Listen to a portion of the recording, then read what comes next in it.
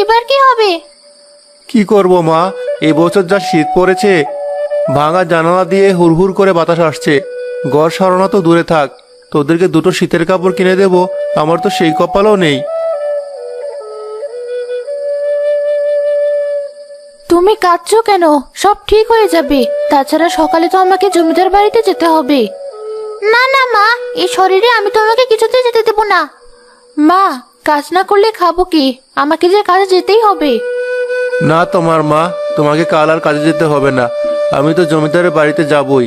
আমি না হয় তাদের বুঝিয়ে বলবো। তোমার কথা কি আর তারা শুনবে? কাল আবার শহর থেকে জমিদারের নাতিপুতিরা আসবে। না না, কাল আমাকে যেতেই হবে। বেশ, সে কালকে দেখা যাবে। এবার তুমি ঘুমাও তো মা। হ্যাঁ, তুমি একটু ঘুমানোর চেষ্টা করো। আমি না হয় জানালার ভাঙা অংশটা কাপড় দিয়ে ঢেকে রাখি, তবু কিছুটা হাওয়া কম আসবে।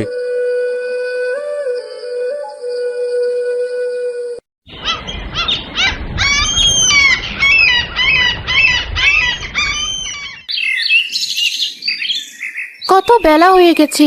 আজ জমিদারের বাড়িতে অনেক কাজ, একটু ওঠার চেষ্টা করি।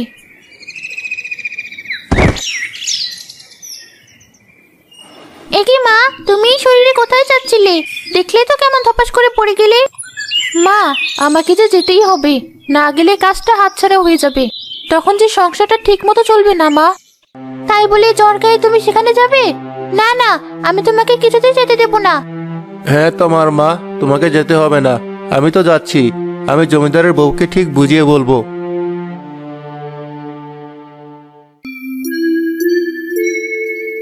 আমি না, রেহানাকে কোথাও দেখছি না। সে কি আজ কাজে আসেনি নাকি?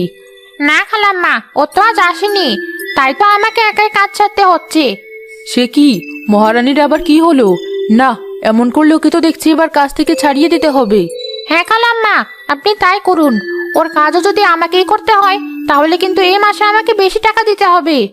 হ্যাঁ হ্যাঁ, তাই তো। তোদের তো শুধু একই ধান্দা, কি করে আমাদের টাকা খসাবি।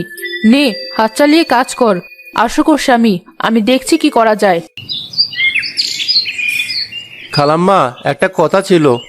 এই তো মহারানীর রাজা। কি খবর জলিল? তোর বউ আজ কাজে আসেনি কেন? শোন বাপু, এভাবে কাজ করলে আমি কিন্তু মাইনে কাটতে বাধ্য হব।